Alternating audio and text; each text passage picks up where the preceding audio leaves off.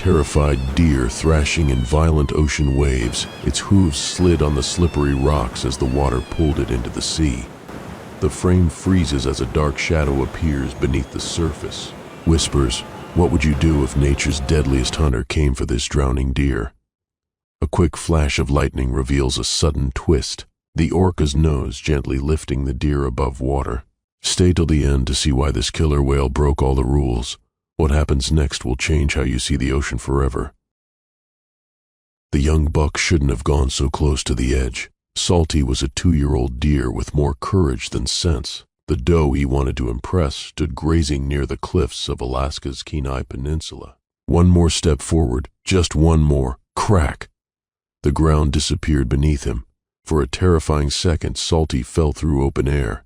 Then the icy Pacific swallowed him whole. The shock knocked the breath from his lungs. Salt water burned his nose as the current dragged him under. His legs kicked wildly, but deer aren't made for swimming.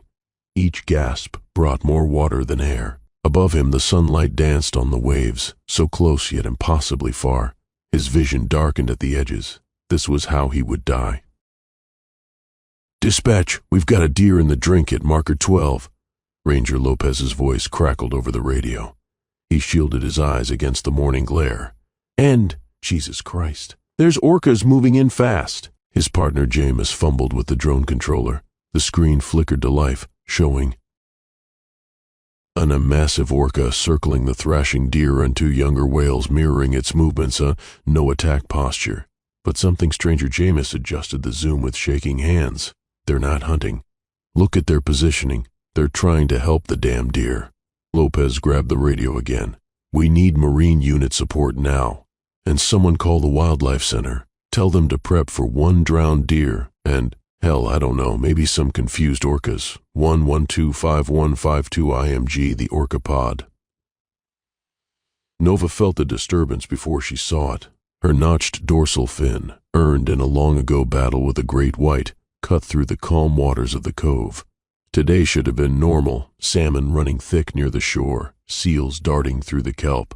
Then came the splashing. Not the rhythmic splash of hunting orcas, not the panic splash of fleeing prey. Wrong, different.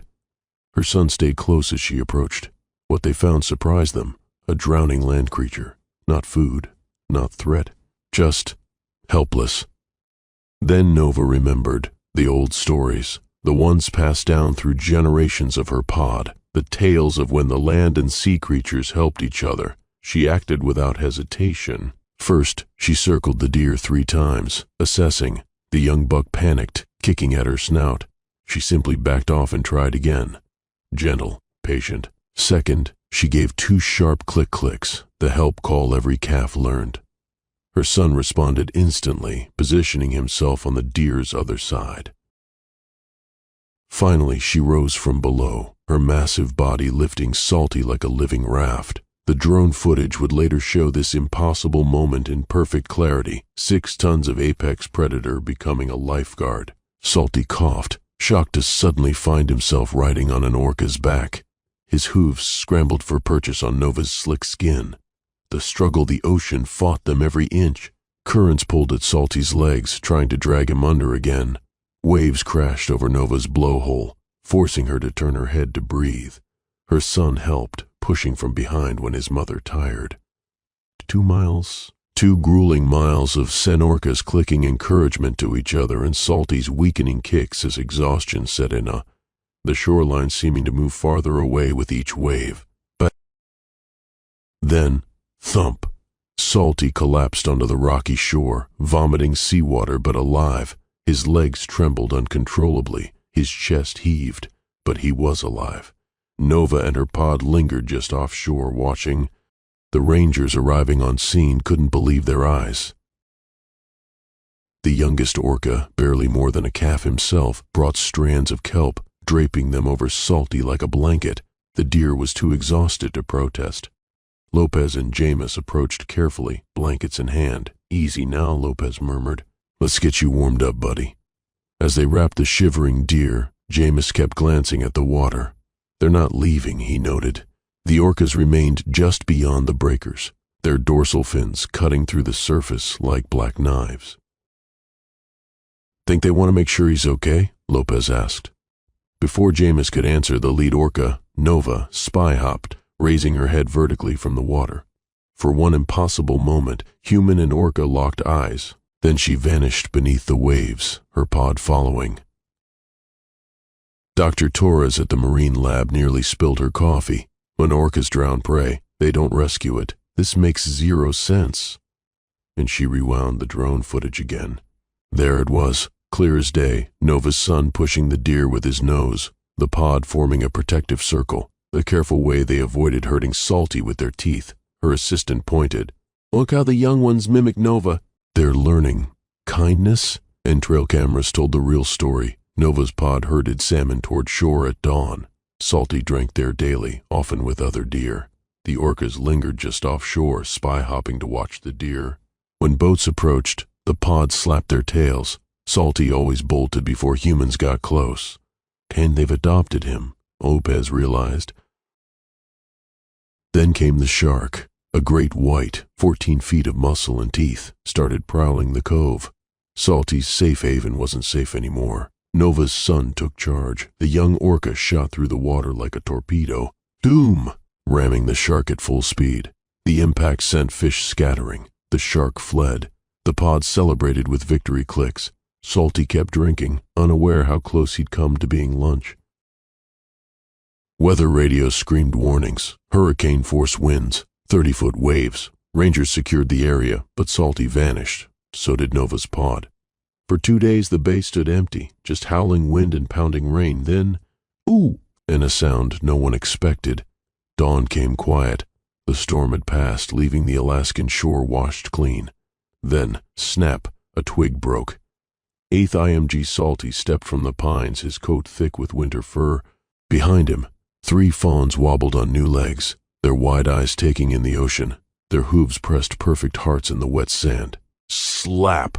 The sound cracked across the bay like fireworks. Nova's pod surfaced together, black fins glistening, tails smacking water in perfect rhythm. Slap, slap, slap! The fawns jumped, but Salty, he didn't even twitch. He'd been waiting for this. Ranger Jameis lowered his binoculars, his breath fogged in the cold air. Well, I'll be damned. Salty led the fawns to the tide line. The water licked their hooves. Out in the bay, Nova's great grandcalf breached, a young male with her same notched fin. He rolled sideways, showing his belly like a puppy. 1 fawn took a step forward, then 2. Salty watched, calm as morning. Click, click. The sound came from deep water. Nova's call. The pod moved as one, herding a wave of silver salmon toward shore. Breakfast delivery. Jameis radioed bass, his voice hushed. They're teaching the babies, the whales, the deer. They're all learning. On the beach, the bravest fawn dipped its nose into the shallows just as a fat salmon flopped within reach. A lesson passed down the ocean provides. The pack continues. Dr. Torres's fingers trembled as she turned the yellowed pages. The old whaler's log smelled of salt and thyme. Then she saw it. June 12, 1892. Found orca calf stranded at low tide.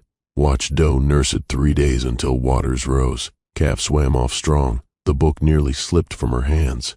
It's been here all along, she breathed. Her assistant, Mark, leaned in. Same cove where Nova saved Salty. Same pod. Same, a long pause. Same family?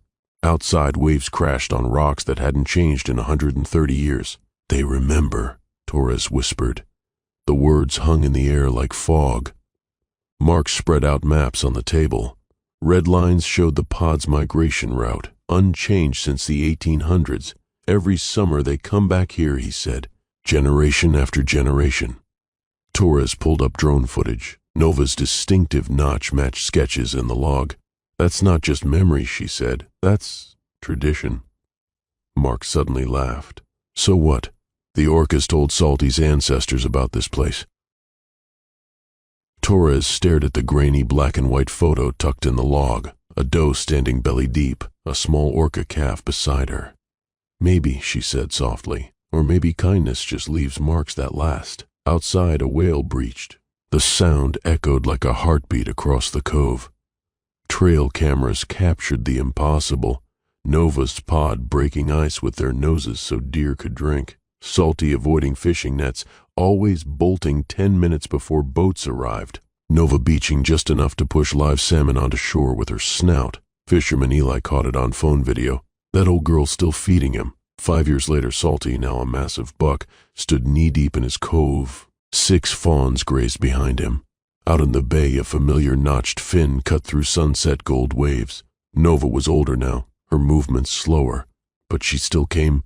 As the light faded, the camera caught Nova's great-grandcalf mimicking her every move and Salty's oldest daughter copying his alert posture and the unbroken chain of kindness stretching back to 1892 nature never forgets.